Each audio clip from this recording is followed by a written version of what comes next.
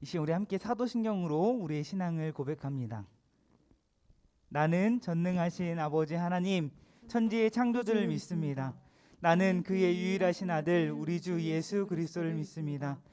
그는 성령으로 잉태되어 동정녀 마리아에게서 나시고 본디오 빌라도에게 고난을 받아 십자가에 못 박혀 죽으시고 장사된 지 사흘 만에 죽은 자 가운데서 다시 살아나셨으며 하늘에 오르시어 전능하신 아버지 하나님 우편에 앉아 계시다가 거기로부터 살아있는 자와 죽은 자를 심판하러 오십니다. 나는 성령을 믿으며 거룩한 공교회와 성도의 교제와 죄를 용서받는 것과 몸의 부활과 영생을 믿습니다. 아멘. 오늘도 우리 예배를 받으시기 합당하신 우리 하나님께 감사의 박수, 영광의 박수 하겠습니다. 우리 함께 하나님 찬양합니다.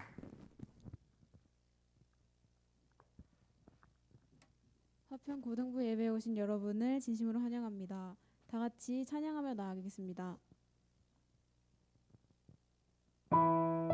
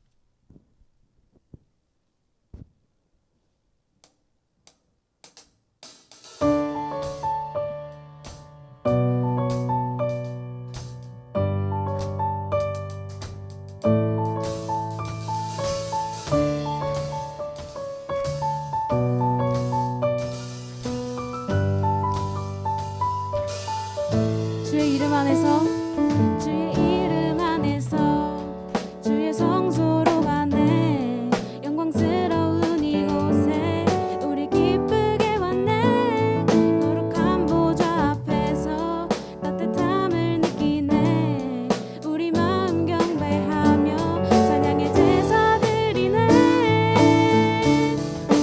찬양의 제사 드리며 성소로 들어갑니다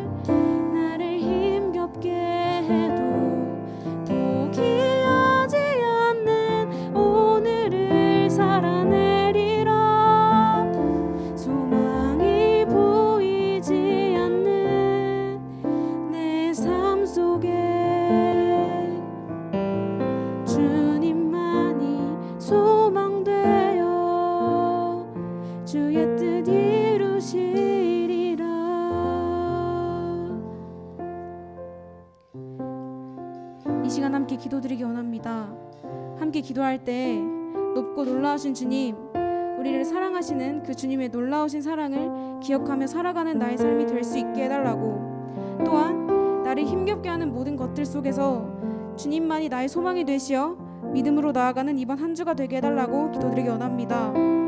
또한 이 시간 예배드릴 때 나의 마음을 다스려 주셔서 주님만 바라보는 시간이 되게 해달라고 함께 기도드리기 원합니다. 함께 기도하겠습니다.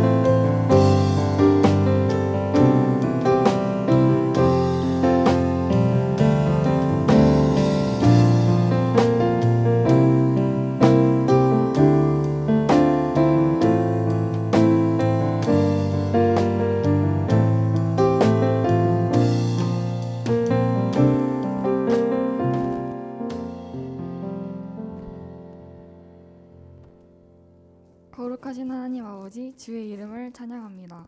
지난 한 주 동안 진행했던 정교인 성경 통독 수련회를 금요일을 마지막으로 마치게 되었습니다. 하나님의 은혜 안에서 무사히 잘 마칠 수 있게 해주심에 감사드립니다. 지난 한 주 동안 하나님의 말씀을 읽고 지내온 것을 회개합니다. 이 시간 주님께 예배를 드릴 때 설교하시는 최소물 목사님께 은혜와 지혜를 주시고, 이 시간을 통해 우리 고등부 친구들이 하나님의 은혜를 깨닫게 해주세요. 저희를 위해 항상 기도해 주시는 목사님, 선생님 큰 은혜 주시고, 오늘 이 시간 하나님을 만나게 해주세요. 예수님의 이름으로 기도드렸습니다. 아멘.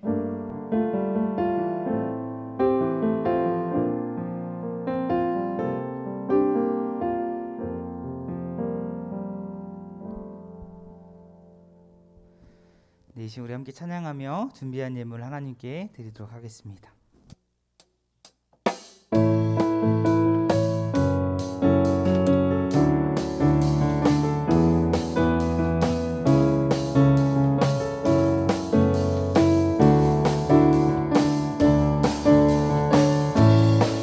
나의 가장 낮은 마음, 나의 가장 낮은 마음, 주님께서 기뻐하시고 작은 일에 큰 기쁨을 느끼게 하시는 우리에게 축복하신 하나님 사랑, 낮은 자를 높여주시고 아름다운 하늘나라 허락하시고 내 모든 건 예비하시네. 찬양할 때 기쁨을 주십니다. 찬양함의 기쁨을, 감사함의 평안을, 간구함의 우리 한 번 더 고백할까요?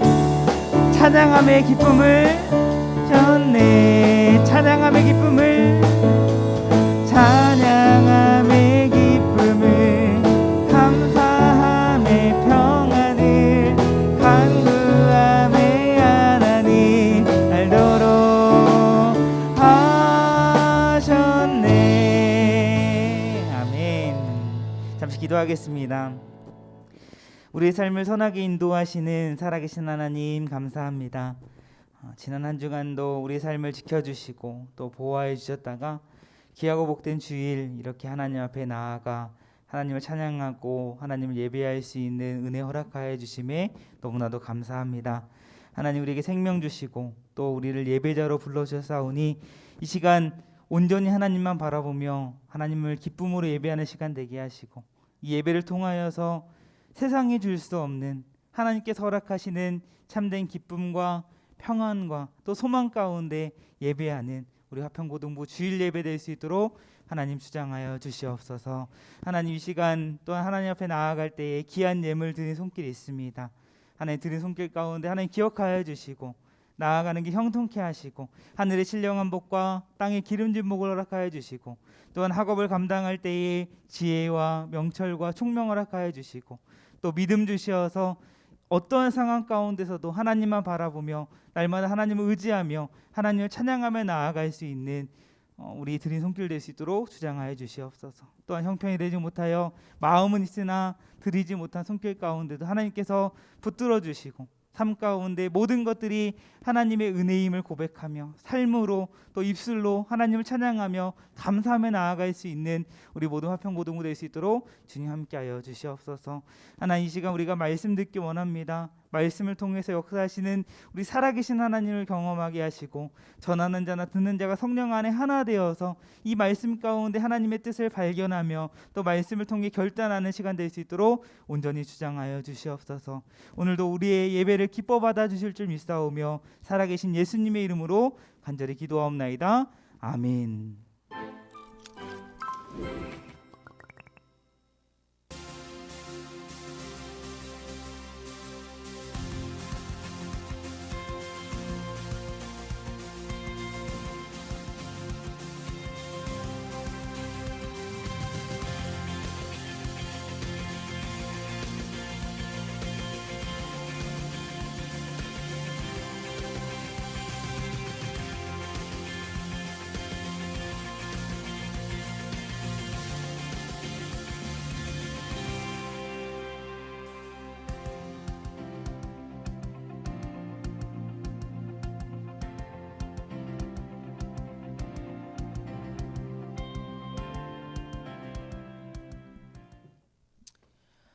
네, 우리 고등부 주일 예배 가운데 나온 우리 사랑하는 우리 고등부 학생들 또 우리 선생님들 주님을 환영하고 축복합니다. 9월이 벌써 되었습니다. 2021년 시작한 지가 엊그제 같은데 무더운 여름도 지나가고 이제 입추도 지나가고 이제 9월이 되었습니다. 날씨가 좀 쌀쌀해져서 우리 긴팔 입은 우리 선생님도 계시고 우리 친구들도 있는데 환절기 아무래도 여러분들 좀 몸이 좀 면역력이 떨어지고 또 힘들고 지칠 그런 시간인 것 같아요. 여러분들 건강 잘 챙기고 이 환절기 가운데 건강하게 잘 지낼 수 있도록 목사님 기도하겠습니다. 오늘 우리 고등부 주일 예배 또 우리 하나님 앞에 나아가게 될 텐데 이 시간 우리 예배 가운데 하나님께서 풍성한 은혜 또 풍성한 사랑으로 베풀어 주실 줄 믿습니다. 이제 우리 한번 좌우 앞뒤 또 우리 온라인으로 예배하는 우리 친구들 서로 우리 축복하며 인사해 볼까요? 하나님께서 우리와 함께 하십니다. 우리 한번 이렇게 축복해 보겠습니다. 하나님께서 우리와 함께 하십니다. 네, 하나님께서 우리와 함께 하십니다. 지금 방에서 예배하고 있는 우리 학생들의 그 방 안에서도 하나님께서는 함께 하십니다. 네, 우리 고등부실 가운데도 하나님께서 함께 하시는 줄 믿습니다. 이 함께 하신 하나님을 예배하는 시간 됐으면 좋겠고요. 우리 한 번 더 우리 축복해 볼까요? 이 시간 말씀에 집중합시다. 한번 축복해 보겠습니다. 시작. 말씀에 집중합시다. 네, 말씀에 집중합시다. 네, 하나님께 주시는 이 말씀에 집중하여 말씀을 통해 주시는 하나님의 은혜와 또 평안을 경험하는 이 시간 되길 간절히 소망합니다. 우리 아까 광고는 우리 영상을 통해서 봤고요. 우리 영상을 우리 유튜브로 다시 한번 보면 우리 어떤 내용이 있었는지 다시 볼 수 있으니까 우리 고등부 소식을 잘 우리 참고하기를 바랍니다. 오늘 하나님 말씀 보겠습니다. 오늘 말씀은 갈라디아서 2장 15절에서 21절까지의 말씀입니다. 갈라디아서 2장 15절에서 21절까지의 말씀입니다. 제가 한 절, 여러분이 한 절 우리 번갈아 가면서 교독하겠습니다. 제가 먼저 15절 읽겠습니다. 우리는 본래 유대인이요 이방 죄인이 아니로되 사람이 의롭게 되는 것은 율법의 행위로 말미암음이 아니요 오직 예수 그리스도를 믿음으로 말미암는 줄 알므로 우리도 그리스도 예수를 믿나니 이는 우리가 율법의 행위로서가 아니요 그리스도를 믿음으로써 의롭다함을 얻으려 함이라. 율법의 행위로서는 의롭다함을 얻을 육체가 없느니라. 만일 우리가 그리스도 안에서 의롭게 되려 하다가 죄인으로 드러나면 그리스도께서 죄를 짓게 하는 자냐? 결코 그럴 수 없느니라. 만일 내가 헐었던 것을 다시 세우면 내가 나를 범법한 자로 만드는 것. 내가 율법으로 말미암아 율법에 대하여 죽었나니 이는 하나님에 대하여 살려 함이라. 내가 그리스도와 함께 십자가에 못 박혔나니 그런즉 이제는 내가 사는 것이 아니요 오직 내 안에 그리스도께서 사시는 것이라. 이제 내가 육체 가운데 사는 것은 사랑하사 나를 위하여 자기 자신을 버리신 하나님의 아들을 믿는 믿음 안에서 사는 것이라. 함께 읽겠습니다. 내가 하나님의 은혜를 패하지 아니하노니 만일 의롭게 되는 것이 율법으로 말미암으면 그리스도께서 헛되이 죽으셨느니라. 아멘. 오늘은 믿음으로 의롭게 됩니다. 믿음으로 의롭게 됩니다라는 제목으로 함께 하나님 말씀 나누도록 하겠습니다. 우리는 살아가면서 다양한 사회적 역할들을 감당합니다. 예를 들면 목사님은 교회에서는 목사로서의 역할을 하죠. 목사로서 예배를 주관하고 또 말씀을 전하는 역할을 합니다. 물론 밖에 나가서도 목사님이라고 부르는 경우도 있긴 하지만 어쨌든 교회 안에서는 이렇게 목사로서 예배를 인도하고 하나님의 말씀을 전하는 이런 역할을 감당을 합니다. 집에서는 어떨까요? 목사일까요? 네. 목사이기보다는 우리 남편으로서의 역할을 감당하고 또 이제 몇 주 안에는 이제 아빠로서의 또 역할을 또 감당하게 될 텐데 어쨌든 우리는 이렇게 다양한 역할들을 감당을 합니다. 목사이기도 하고 또 남편이기도 하고 또 부모님에게는 목사님 또 아들이기도 하고 또 목사님 형 누나가 있는데 형 누나에게는 또 귀엽고 사랑스러운 동생이기도 합니다. 누군가에게 나에 대해서 이렇게 소개할 때 보통 이런 사회적인 역할로 소개를 하죠. 저는 화평교회 고등부를 담당하는 최삼일 목사입니다. 누구의 남편입니다. 누구의 아들입니다, 딸입니다. 이렇게 역할을 가지고 자기를 소개를 하곤 합니다. 이렇게 소개를 하면 상대방이 나에 대한 이해가 좀 빠르죠. 아, 그렇구나. 그런 사람이면 그렇겠구나라고 이해를 합니다. 그런데 이런 사회적 역할들이 어떻게 보면 나의 어떠한 정체성이다라고 할 수 있다라는 거예요. 목사님이 앞서 이야기한 것처럼 다양한 사회적 역할들 중에서 이 목사라고 하는 역할에 더 집중하는 것 같아요. 그래서 목사로서의 정체성을 가지고 살아갑니다. 목사라고 하는 정체성을 가지고 있기 때문에 목사답게 살려고 노력을 하는 거죠. 만약에 목사님이 교회 안에서 이렇게 거룩하게 말씀을 전하는 이렇게 역할을 감당하는데 만약에 밖에서는 막 말하는 게 막 육두문자를 쓰고 막 도박에 빠져 살고 또 막 술 마시고 담배 피고 막 이상하게 쳐다보는 것 같은데 이렇게 산다라고 한다면 여러분도 어떻게 생각할까요? 저것도 목사라고 이렇게 생각을 할 수도 있겠죠.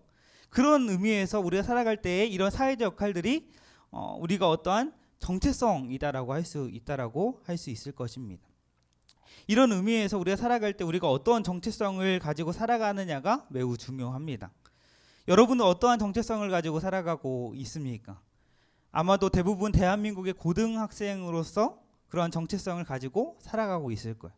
수능을 준비하고 대입을 준비하는 학생이죠. 그렇죠? 학생이기 때문에 학교도 다니고 학원도 다니고 독서실도 다닙니다. 학생이라는 정체성이 없다면 공부를 할까 안 할까요? 안 하겠죠. 그렇죠? 대입을 준비하는 학생이라고 하는 그런 정체성이 있기 때문에 친구들하고 막 맛있는 거 먹으러 가고 싶고 또 노래방도 가고 싶고 물론 코로나 때문에 지금 그럴 수는 없지만 PC방 가서 게임도 하고 싶고 그러고 싶지만 참는 거예요. 학생이라는 정체성이 있기 때문에 하고 싶은 것들을 참고 공부합니다. 이처럼 우리가 스스로 나의 정체성은 무엇인가를 알고 어떠한 정체성을 가지고 살아가느냐는 매우 중요합니다. 특히나 점점 시간은 빠르게 흐르고 또 나이가 차면 찰수록 더 빠르게 흘러가는 것 같아요. 목사님도 이렇게 빠르지 않았던 것 같아요. 점점 시간이 흐르면 흐를수록 시간이 굉장히 빠르게 흘러가는 것 같다라는 생각이 듭니다. 또 변화하는 속도도 어떤가요? 굉장히 세상의 변화하는 속도들도 굉장히 빠르게 변화합니다. 이렇게 모든 것이 빠르게 흘러가고 빠르게 변화하는 상황 속에서 물론 좋은 것들도 있어요. 그러나 세상의 많은 사람들은 이렇게 빠르게 시간이 흘러가고 빠르게 변화하는 이런 상황 속에서 혼란을 겪게 됩니다. 특히나 정체성의 혼란을 겪게 돼요. 정체성의 혼란이 오니까 삶에 있어서도 회의감을 느끼게 됩니다. 내가 왜 살고 있지? 무엇을 위해 살고 있지? 내 삶이 어디로 가고 있지? 마치 돛담배가 망망대해 가운데 떠 있는 것과 같은 그런 삶을 살아갑니다. 이런 빠른 변화와 또 우리를 혼란스럽게 만드는 이런 상황 가운데서 우리는 우리의 정체성이 과연 무엇인가를 확인해 볼 필요가 있다라는 거예요. 특히나 이런 혼란스러운 우리의 삶 가운데 정말 우리가 놓쳐서는 안 될, 또 우리가 꼭 기억하며 살아야 할 우리의 정체성이 있다라는 겁니다. 그 정체성이 무엇인가요? 바로 그리스도인이다라는 거예요. 우리는 그리스도인이라는 것입니다. 영어로는 크리스찬이죠. 우리는 그리스도인이라고 하는 정체성을 가지고 살아가는 사람들입니다. 그리스도인은 어떠한 사람이에요? 어떠한 사람을 가리켜서 크리스찬이라고 합니까? 흔히들 그냥 교회를 다니면 크리스찬이다라고 이야기를 하죠. 그러나 좀 더 정확히 말하면 그리스도인은 예수님을 믿고 예수님의 말씀대로 살아가는 사람. 내 비전이 아니라 하나님의 비전을 가지고 더 예수님을 닮아가려는 그런 삶을 사는 사람. 그런 사람이 바로 그리스도인입니다. 여러분들은 그리스도인입니까? 네, 그리스도인입니까? 네. 여러분은 그리스도인의 정체성을 가지고 세상에서 살아가고 있습니까? 우리는 세상에서 다양한 사회적 역할을 갖고 살아가지만 근본적으로 우리는 이 세상 속에서 그리스도인으로 살아가고 있다는 사실을 우리는 기억해야 됩니다. 그리스도인이라고 하는 정체성을 가지고 살아가야 하는 사람이다라는 사실을 우리는 기억해야 합니다. 앞서 이야기한 것처럼 세상은 빠르게 흘러가요. 빠르게 변화합니다. 그런 시대 속에서 세상의 많은 사람들은 혼란스러워하고 아까 말한 것처럼 왜 살고 있고 무엇을 위해 살아가고 있고 내 삶이 어디로 가고 있는지 답을 내리지 못하는 그런 세상이지만 우리는 이런 그리스도인이라는 정체성을 가지고 살아갈 때에 그 근본적인 질문들에 대해서 답을 할 수가 있다는 거예요. 더 나아가서 그리스도인들에게 무엇이 예비되어 있습니까? 영원한 하나님의 나라가 예비되어 있기 때문에 그 그리스도인의 정체성을 갖고 살아갈 때에 지난주의 말씀처럼 우리 삶 가운데 어떠한 연단이 있고 고난이 있고 어려움이 있고 시험이 있다 하더라도 이 절망적인 세상 가운데서도 소망을 갖고 살아갈 수가 있는 것입니다. 오늘 말씀을 통해서 여러분들이 한번 생각해 봤으면 좋겠어요. 내가 과연 그리스도인으로 살아가고 있는가? 내가 정말 그리스도인의 그 정체성을 가지고 살아가고 있는가? 한번 생각해 보길 바랍니다. 그리스도인의 정체성을 가지고 살아가고 있는 자라면 우리 다음과 같은 질문을 대답할 수 있어야 합니다. 우리는 왜 구원을 받아야 하는가? 우리에게 구원이 왜 필요하냐라는 거죠. 그리고 어떻게 구원을 받을 수 있는가? 구원이 필요하다면 어떻게 구원을 받을 수 있느냐라는 거예요. 거기서 끝나는 것이 아니라 그렇다고 한다면 구원을 받은 자라면 어떻게 살아가야 하는가? 세상 사람들은 이 질문에 대해서 별로 관심 없어요. 답을 내릴 수 있을까요? 답도 내리지 못합니다. 현실 상황에만 급급해서 먹고 사는 문제에만 집중을 하며 살아갑니다. 그러나 그리스도인이라고 한다면 이 질문에 믿음으로 과연 답을 할 수 있는가 우리는 늘 확인해 봐야 합니다. 그리고 그 답이 과연 성경이 말씀하고 있는 그것과 일치하는가 우리는 확인해 봐야 합니다. 그럴 때 모든 것들이 빠르게 흘러가고 빠르게 변화해서 우리를 혼란스럽게 하고 좌절하게 하는 이 세상 속에서 바른 지식과 바른 믿음을 가진 그리스도인으로서의 정체성을 가지고 평안하게 살아갈 수 있는 것이죠. 오늘 함께 읽은 갈라디아서의 말씀은 이러한 점들에 대해서 얘기를 해주고 있습니다. 오늘 함께 읽은 이 갈라디아서는 사도 바울이 갈라디아 교회 성도들에게 쓴 편지. 지도 잘 안 보이죠? 네, 저 지중해 때문에 안 보이는데 뭐 어쨌든 지금 네, 잘 안 보이지만 어쨌든 이 갈라디아는 오늘날로 말하면 터키의 중앙 내륙에 위치했던 한 도시입니다.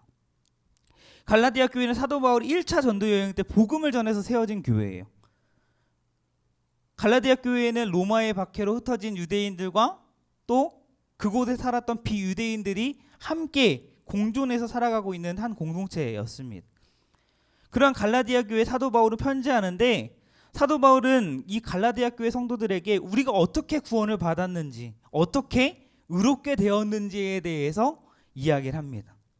왜 바울이 갈라디아 교회에게 이러한 내용의 편지를 할까요?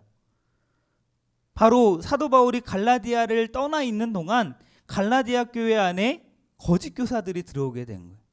그 거짓 교사로 인해서 이 교회가 혼란한 상황 가운데 있게 되어버린 거죠. 그래서 이 사도 바울이 가만히 있으면 안 되겠다, 바로 잡아줘야겠다라는 이런 마음을 가지고 편지를 하고 있는 것입니다. 당시 갈라디아 교회에 활동했던 거짓 교사는 유대주의자들이었던 것으로 보여요. 이 유대주의자들은 어떤 사람이었냐면 유대인의 특권의식을 강조했던 사람이에요. 그들이 갈라디아 교회 가운데 있는 이 비유대인들, 이 이방인들이 만약 구원을 받고 하나님의 백성이 되길 원한다면 유대인처럼 할례도 받고 율법도 지켜야 한다라고 이야기하는 거예요. 사도 바울이 전한 복음과 다른 복음이었던 것이. 그러면서 오직 예수로 말미암아 구원을 얻을 수 있다라는 이 바울이 전한 복음이 문제가 있었다라고 이야기를 합니다. 또한 유대주의자들은 바울이 스스로 자기를 사도라고 이야기하는데 사실 바울은 그럴 수 없는 사람이다라는 거예요.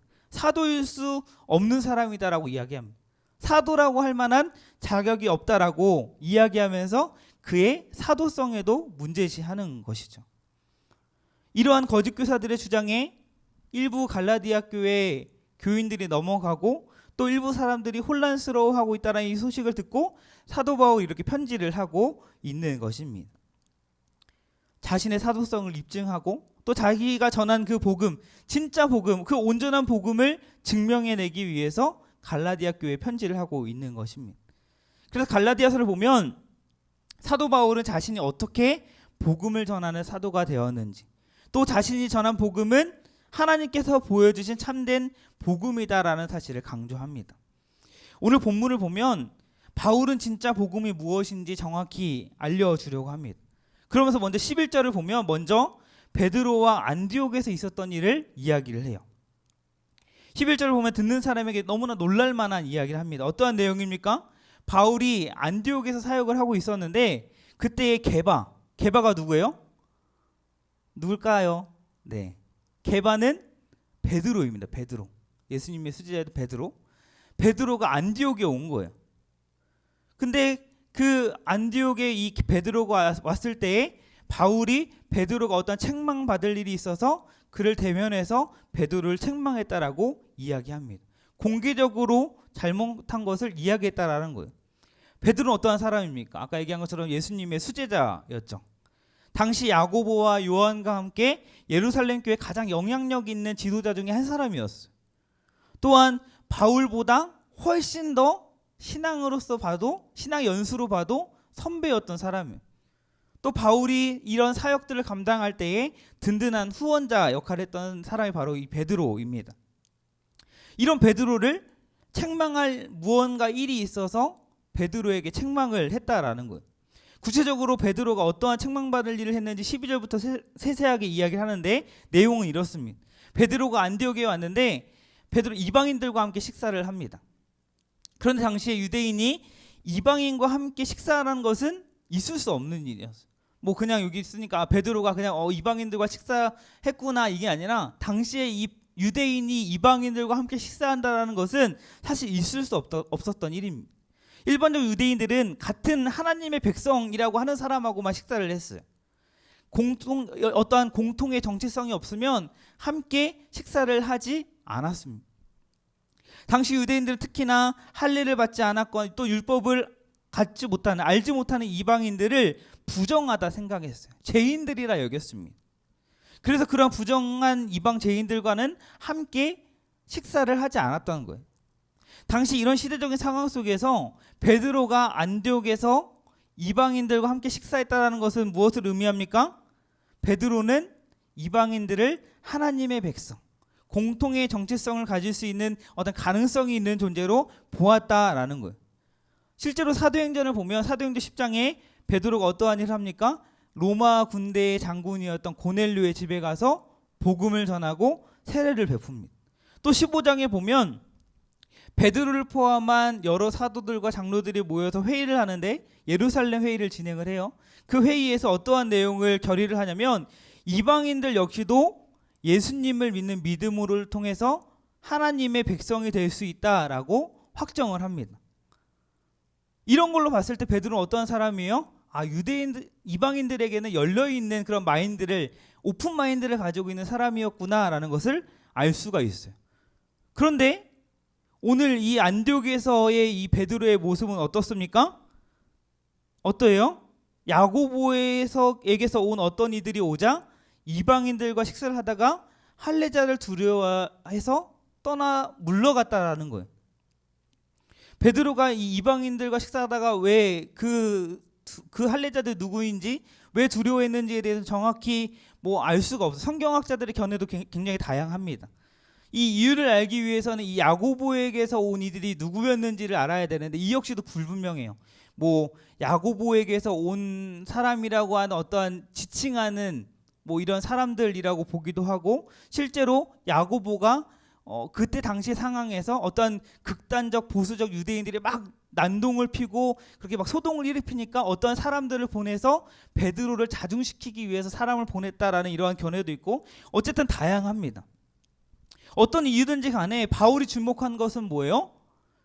앞서서는 이방인들도 하나님의 백성이 될 수 있다, 또 세례를 베푸고 복음을 전했던 이 베드로가 어떠한 할례자들에 온다라는 그 얘기를 듣고 그 두려움에 그들을 의식해서 이방인과 식사하다 말고 도망갔다라는 거예요. 그러한 모습이 이 바울이 봤을 때 잘못된 행동이다라는 거예요. 책망받을 그러한 모습이다라는 거예요. 13절에 보니까 그 자리에 있던 다른 유대인들도 또 그 안디옥 교회의 담임으로 목회했던 이 바나바 역시도 그 할례자들에 대한 두려움으로 이방인과의 식사의 자리에서 빠져나온 것으로 보입니다. 바울이 보기에는 그러한 베드로 행동, 그런 유대인들과 바나바의 행동이 옳지 못하다라는 거예요. 책망받을 모습이었다라는 겁니다. 14절에 보니까 그러한 행동은 복음의 진리를 따라 바르게 행하지 아니한 모습이었다라고 이렇게 이야기합니다. 심하게는 그러한 행동이 유대주의자들이 그러한 하는 행동과 비슷한 행동이다라고 이렇게 이야기를 합니다. 바울이 이렇게 안디옥에서 있었던 일들, 이러한 일들을 갈라디아 성도들에게 이야기하는 이유가 무엇입니까? 자신이 유대인이지만 하나님께서 이방인들에게 복음을 전하게 하시기 위하여 보내신 이방인의 사도로서 하나님께 허락하신 진짜 복음, 진짜 온전한 복음이 무엇인지를 이야기하기 위해서 과거에 이 안디옥에 있었던 일을 이야기하는 거예요. 그러면서 오늘 본문 16절에서 자신이 전한 복음이 무엇인지에 대해서 다시 한번 정확히 이야기를 합니다. 우리 한번 같이 한번 읽어볼까요? 16절 말씀 시작.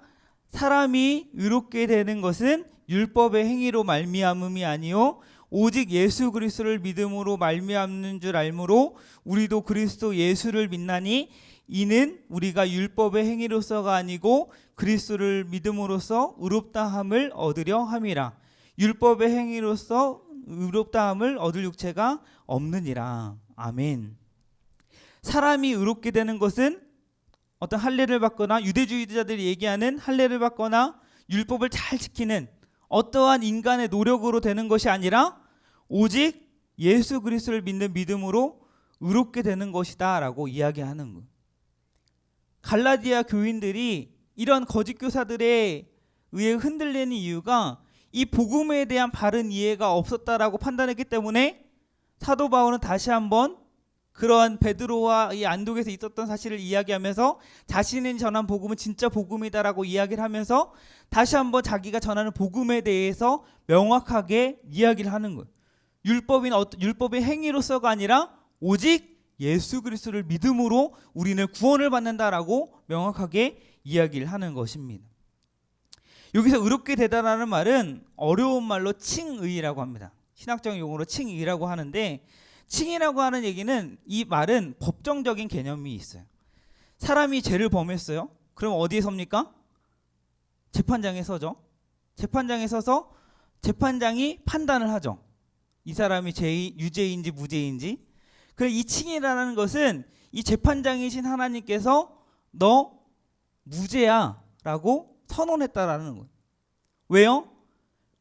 죄에 대한 대가를 예수님께서 우리를 대신해서 지불해 주셨기 때문에 우리가 죄를 지은 죄인인 건 변함없어요. 죄를 지은 죄인이지만 우리의 죄에 대한 대가를 예수님께서 대신 지불하셨기 때문에 재판장이신 하나님께서 우리를 향해서 죄가 없다, 이제는 의롭게 되었다라고 하는 이러한 법정적인 선언이 바로 이 칭이라는 것입니다. 그 선언은 어떻게 됩니까? 죄인이었던 그 신분이 죄인이 아닌 그런 신분으로 벗어나게 되는 거죠. 또한 의롭게 된다라는 것은 관계적인 의미를 가지고 있어요. 하나님과 새로운 관계를 맺는 것을 의미합니다. 죄로 인해 어떻게 됩니까? 이 하나님께 창조하신 이 창조 세계가 타락한 것뿐만 아니라 하나님과의 관계가 깨지게 되었어요. 하나님과 사람 사이의 죄로 가로막혀 있어서 하나님과 가까이 나아갈 수 없는 존재가 되어버렸습니다. 그러한 관계가 예수님을 통해서 하나님과의 합당한 관계가 되었다는 거예요. 다시금 충성스러운 피조물이자 언약 백성의 관계가 되었다라는 것입니다. 의롭게 되었다라는 말이 이러한 의미예요. 또한 의롭게 되었다라는 것은 정체성이 합당한 상태가 되었다라는 것을 의미합니다. 쉽게 말해서 하나님의 백성다움을 회복하게 되었다라는 것을 의미해요. 이렇게 의롭게 되는 은혜가 어떻게 되어졌다라는 거예요? 율법의 어떠한 행함으로가 아니라 오직 이 땅에 육신을 입고 오신 예수 그리스도께서 십자가에 죽으시고 부활하심으로 그 예수님을 믿는 믿음을 통해서 의롭게 되었다라는 거예요. 그 예수님 믿음을 통해서만이 하나님께서 그런 믿는 사람을 의롭다 여겨주시는 거예요. 분명 예수님이 오시기 전에는 율법 없는 이방인들은 분명히 죄인이었어요. 구원받을 수 없는 소망 없는 죄인이었습니다. 그러나 예수님이 오신 이후에는 어떻게 됩니까? 율법의 소유 여부가 하나님의 백성됨을 결정하는 것이 아니다라는 거예요. 예수님을 믿는 그 믿음으로, 그 믿음을 통해서 유대인이건 이방인이건 오직 예수님을 믿는 믿음만으로 심판에서 해방되어서 하나님을 향한 새로운 삶이 열리게 되었다라는 것이죠. 구원을 받는 것, 의롭게 되는 것, 하나님의 자녀가 되는 것, 이러한 은혜들이 나의 어떠함으로 되는 것이 아니라 하나님의 전적인 은혜로 되어진다라는 것입니다. 에베소서에는 그래서 이렇게 말씀하죠. 너희는 그 은혜에 의하여 믿음으로 말미암아 구원을 받았으니 이것은 너희에게서 난 것이 아니요 하나님의 선물이라. 오직 하나님의 은혜, 구원을 하나님께서 선물로 주셨다라는 거예요. 죄 가운데 살아가는 자들을 그냥 버리지 않으시고 죄와 사망에서 건져내 주셨어요. 어떻게요? 오직 길이요 진리요 생명이신 예수님을 통해서, 그 예수님을 믿는 믿음으로 우리가 구원을 받는다라는 것은 너무나도 우리에게 큰 은혜예요. 왜 그렇습니까? 율법에는 618가지 굉장히 많이 있어요. 지켜야 될 율법 조항들이 굉장히 많이 있습니다. 만약에 그 율법을 지키는 행위로 우리가 구원을 받는다라고 한다면 구원을 받는 사람이 있을까요? 없을까요? 구원을 받을 수 있는 사람이 아무도 없어요. 세상의 모든 사람은 죄로 인해 부패하고 연약한 존재이기 때문에 율법의 행위로, 율법을 지키는 것으로, 그것으로 인해서 구원을 받는다라고 한다면 이 세상에 구원을 받을 수 있는 사람은 아무도 없습니다. 율법은 어떻게 보면 우리의 연약함이나 우리의 죄를 드러내는 역할을 하는 거예요. 그 율법으로 우리는 온전함에 이룰 수는 없는 것이죠. 그러나 하나님께서 믿음을 주시고 예수님을 믿는 이 믿음을 통해서 하나님께서 우리에게 구원, 하나님의 자녀가 되는 하나님의 나라를 허락해 주셨으니 연약한 우리에게는 얼마나 큰 은혜냐라는 거예요. 사도 바울은 하나님의 섭리 가운데 이런 하나님의 구원의 은혜를 제대로 경험했던 사람입니다. 바울은 어떠한 사람입니까? 바울은 다메섹 도상에서 예수님을 만나기 전에는 예수님을 믿는 사람을 박해했던 사람이에요. 그 누구보다 율법주의자였던 사람이었어요. 그 율법주의로 그 율법을 앞세워서 율법에 대한 지식을 내세워서 자기의 의를 자랑하며 예수 믿는 사람들을 박해했던 그런 사람이었어요. 그러나 예수님을 인격적으로 만나고 하나님의 구원이 사람이 의롭게 되는 것이 율법으로 어떤 행위로 되는 것이 아니라 오직 예수님으로 말미암아 의롭게 된다라는 사실을 깨닫게 되니까 이제는 그 율법에 대해서 어떻게 생각을 합니까? 어떻게 이야기를 합니까? 오늘 19절 말씀을 보니까 율법으로 말미암아 율법에 대하여 죽었다. 예수님을 만나기 전에는 그 율법이 전부인 것처럼 살았어요. 율법을 지키면서 정말 이거 율법을 지켜야지만이 하나님의 백성이 될 수 있다라는 그런 믿음으로 살아왔습니다. 근데 예수님을 만나고 나니까 그게 아닌 거예요. 의롭게 되는 것, 하나님의 백성이 되는 것, 오직 예수님을 믿는 믿음을 통해서만 가능하다라는 걸 깨달으니까 이 율법, 자기의 어떤 공로, 자기의 의 이런 것들이 다 사라지게 되는 거예요. 그래서 20절에 이렇게 고백을 합니다. 우리 함께 고백할까요? 시작. 내가 그리스도와 함께 십자가에 못 박혔나니 그런즉 이제는 내가 사는 것이 아니요 오직 내 안에 그리스도께서 사시는 것이라. 이제 내가 육체 가운데 사는 것은 나를 사랑하사 나를 위하여 자기 자신을 버리신 하나님의 아들을 믿는 믿음 안에서 사는 것이라. 아멘. 내가 그리스도와 함께 십자가에 못 박혔다라는 것은 그 십자가에 나를 대신하여 못 박히신 예수님을 믿음으로 이제는 더 이상 죄에 대해서 죄의 종노릇하지 않게 되었다라는 거예요. 그러한 구속의 은혜를 주셨기 때문에 뭐라고 바울은 고백합니까? 그런즉 이제는 내가 사는 것이 아니요 예수 그리스도를 믿기 때문에 내 안에 그리스도께서 사시는 그런 삶이 되었다라는 것입니다. 그래서 이제 내가 육체 가운데 사는 것은 나를 사랑하사 나를 위하여 자기 자신을 버리신 하나님의 아들을 믿는 믿음 안에서 사는 것이다 라고 고백하는 거예요. 이 고백은 이제는 내 삶의 주체가 내가 아니다라는 거예요. 내 삶의 주체가, 내 삶의 주인이 누구다라는 것입니까? 나를 사랑하사 자기 자신을 버리신 그리스도, 만왕의 왕, 만주의 주이신 예수님께서 내 삶의 주체가 되어주신다라는 고백인 거예요. 이제는 예수 그리스도를 믿는 믿음을 통하여 하나님을 향한 새로운 삶을 시작하셨는데 이제는 내가 하나님의 나라, 하나님의 다스림 가운데 살게 되었다라는 것입니다. 그렇게 하나님의 다스림 가운데 살게 된 것은 오직 예수님을 믿는 믿음으로 가능하게 되었다라고 고백하는 것입니다.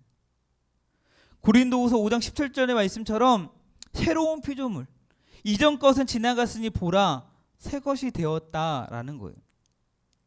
이렇게 새로운 피조물이 되고 이전 것이 지나고 새 것이 될 수 있었던 것은 어떻게 가능한 것입니까? 바로 전적인 하나님의 은혜였기 때문이다라는 거예요.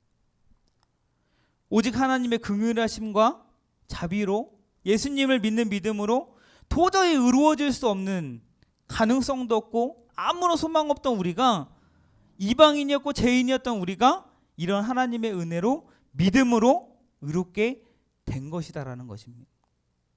이러한 복음이 여러분의 마음 가운데 심겨져서 이러한 믿음이 여러분 가운데 있기를 주님의 이름으로 축복합니다.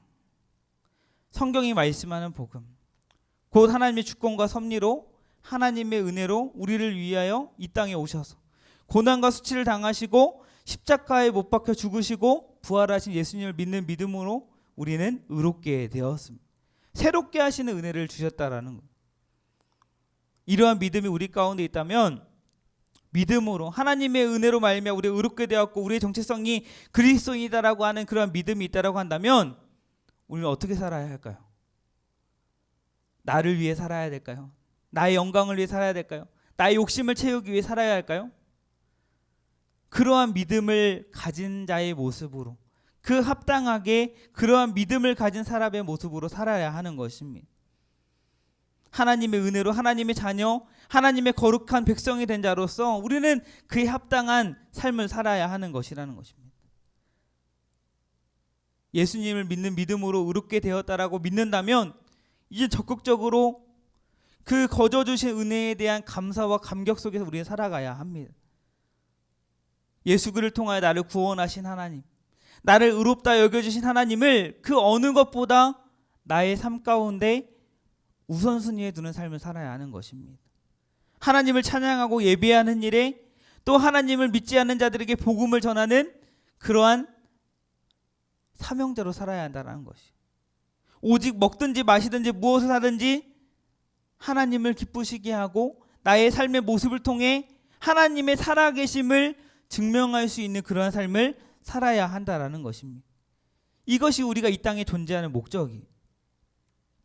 이러한 삶의 모습으로 살아가기 위해서는 먼저 우리가 정말 구원이 무엇인지에 대한 정확한 이해가 필요합니다. 내가 왜 구원을 받았는지, 내가 어떻게 구원받고 의롭게 되었는지 분명히 알 때에 그 신분에 맞게 살아갈 수 있는 것입니다. 그리스도인으로 살아갈 때에 우리를 의롭게 하신 그 하나님께서 가만히 내버려 두실까요? 철저하게 이 세상 가운데 우리를 혼란스럽게 하고 우리를 포기하게 하고 좌절하게 만든 이 세상 가운데 내가 정말 하나님께서 의롭게 하신 그 은혜를 기억하며 그리스도인으로 살려고 몸부림친다고 한다면 하나님께서 그의 삶을 형통하게 인도해 주실 것입니다. 필요한 것들을 채워주실 거예요. 그런 의미에서 우리가 하나님을 예배하는 예배자로 살아간다라는 것, 이 땅에서 신앙인으로 살아간다라는 것은 우리에게 큰 축복입니다. 오늘 말씀을 통해서 죄로 인해 절망 가운데 살아가는 나를 구원해 주시기 위해서 하나님께 은혜 베풀어 주셨고 오직 예수를 믿는 믿음으로 의롭게 되었다는 사실을 기억합니다. 바라기는 여러분은 정말 좋은 대학 가기 위해서, 내가 가고 싶은 대학 가기 위해서 뭐 열심히 공부하고 막 학원도 다니고 과외도 다니고 막 졸립지만 막 잠도 참아가면서 그렇게 부단히 노력하는 것처럼 정말 우리가 이 땅 가운데 살아갈 때에 정말 하나님이 보시기에 정말 내가 그리스도인답게 살아야지, 이러한 다짐으로 정말 하나님의 은혜에 그 보답할 수는 없지만 물론 하나님의 은혜로 하나님의 자녀된 그런 사람답게 그런 몸부림치는 그런 삶이 되기를 바랍니다. 우리의 삶의 모습을 통해, 우리의 시간들을 통해 정말 우리 하나님을 기쁘시게 하는 데 초점을 맞추며 우리의 모든 이런 모습을 삶을 통해서 하나님께 영광 돌리며 살아가는 그런 사랑하는 우리 모든 화평고등부 선생님들과 학생들 되기를 주님의 이름으로 축복합니다. 이 시간 우리 말씀을 기억하며 함께 찬양하며 나아가길 원합니다. 세상 흔들리고 사람들은 변하여도 나는 주를 섬기리. 우리 함께 고백하겠습니다.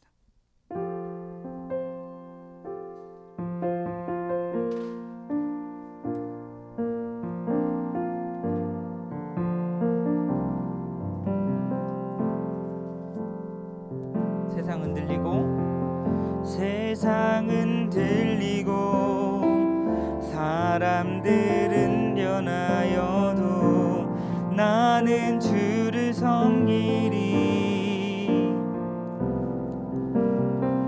주님의 사랑은 영원히 변하지 않네. 우리 다시 한번 그리스도인의 정체성을 가지고 다시 한번 고백합시다. 세상은 들리고 사람들은 변하여도 나는 주를 섬기리. 주님의 은혜와 주님의 사랑은 영원히 변하지 않네. 나는 주를 신뢰해. 오직 믿음입니다. 오직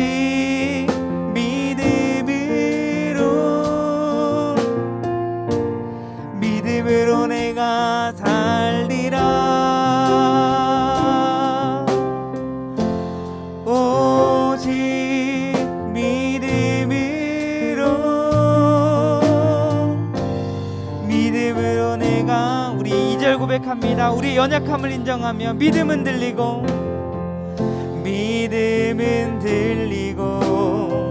사람들 주를 떠나도 나는 주를 섬기리.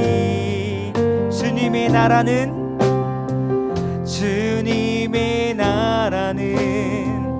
영원히 쇠하지 않네. 나는 주를 신뢰해. 오직 믿음으로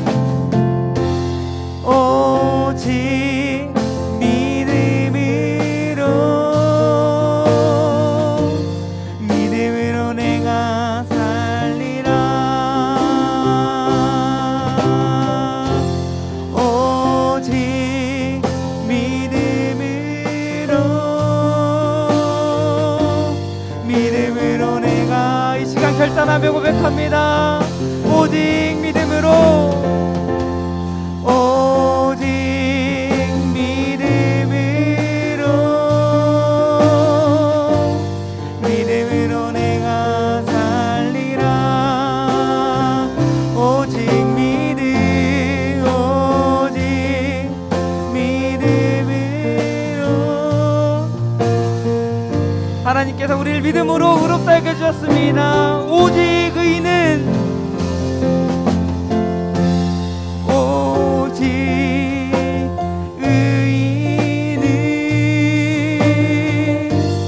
믿음으로 말미암아 살리라.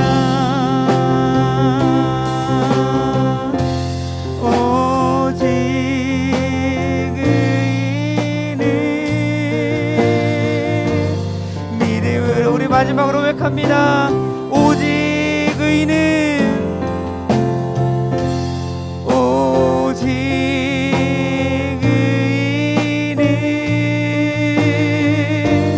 믿음으로 말미암아 살리라. 아멘. 오직 의인은 믿음으로 말미암아 살리라. 기도하겠습니다. 살아계신 하나님, 우리의 구원자 되신 하나님, 우리의 유일한 소망이신 하나님, 오늘 말씀을 통하여서 우리가 어떻게 하나님의 백성이 되었는지, 어떻게 의롭게 되었는지를 다시 한번 깨닫게 하신 은혜를 허락하여 주시면 너무나 감사합니다. 하나님, 내가 이 땅에서 하나님의 자녀로 살아갈 수 있는 것, 내가 하나님의 백성으로 살아갈 수 있는 것, 또 하나님의 다스림 가운데, 하나님의 통치하신 가운데, 하나님의 나라 가운데 살아갈 수 있는 것은 오직 하나님의 은혜임을 다시 한번 고백합니다. 나의 삶이 나의 노력으로, 나의 공로로, 나의 의로 되어지는 그러한 삶이 아님을 다시 한번 기억하게 하시고, 우리의 삶을 의롭다 여겨주신 그 하나님의 은혜임을 다시 한번 기억하며, 우리의 삶을 주관하시는 그 하나님의 능력을 의지하며 나아갈 수 있는 우리 모든 삶이 될 수 있도록 주님께 수장하여 주시옵소서. 삶 가운데 어려운 역경과 시험과 환난이 있을 때에 우리를 의롭게 여겨주신 그 하나님을 향한 믿음으로 승부하게 하시고, 오직 믿음으로 내가 살 수 있음을 기억하며 그리스도인의 정체성을 가지고 그리스도인답게, 하나님의 자녀답게 이 땅 가운데 살아갈 수 있도록 우리 모든 화평고등부 학생들 한 명 한 명을 주님께서 주장하여 주시옵소서. 그리하여서 그리스도인으로서 하나님께 주시는 풍성한 은혜를 누리며 그 사랑을 누리며 하나님께 주시는 평안을 누리며 살아갈 수 있는 우리 화평고등부 다 될 수 있도록 주님께서 인도하여 주시옵소서. 학기를 보내는 중에 있습니다. 여러 가지 어려움들로 인하여 믿음을 흔들리고 또 좌절하고 절망하고 있는 우리 학생들이 있다라고 한다면 하나님 찾아가 주시고 위로하여 주시고 그 마음을 어루만져 주시고 참된 평안을 허락하여 주시어서 나의 삶의 유일한 소망은 오직 하나님이심을 다시 한번 고백하며 기억하며 하나님을 신뢰하며 의지하며 나아갈 수 있는 우리 모든 화평고등부 될 수 있도록 주님께서 허락하여 주시옵소서. 한 주간 살아갈 때에 하나님께서 나의 생명을 연장해 주셨음을 믿고 또 하나님의 은혜임을 기억하며 더 하나님을 신뢰하며 나아가는 우리 모두 되게 하시고, 그래서 어떠한 어려움이 당할지라도 오직 하나님을 붙들며 승리하는 한 주가 될 수 있도록 주님께서 함께하여 주시옵소서. 오늘도 우리의 예배를 기뻐 받아주시면 너무나도 감사합니다. 살아계서 역사하시는 우리 주 예수 그리스도의 이름으로 기도하옵나이다. 아멘. 이제는 우리 주 예수 그리스도의 은혜와 하나님의 다함 없는 사랑과 성령님의 내재 교통 역사 인도 보호하심이 오늘 말씀을 통하여서 오직 우리가 의롭게 된 것이 우리의 공로가 아니라 오직 하나님의 은혜임을 기억하며 오직 예수 그리스도를 믿는 믿음으로 우리가 의롭게 되었다는 사실을 기억하며 삶 가운데 오직 믿음으로 승부하며 나아가기로 결단하는 이 시간에 머리 숙인 모든 예배자들 위에와 주님 몸된 화평교회 고등부 위에 또한 대입 수능을 준비하는 수험생들 위해 이제로부터 영원토록 함께 있을지어다. 아멘.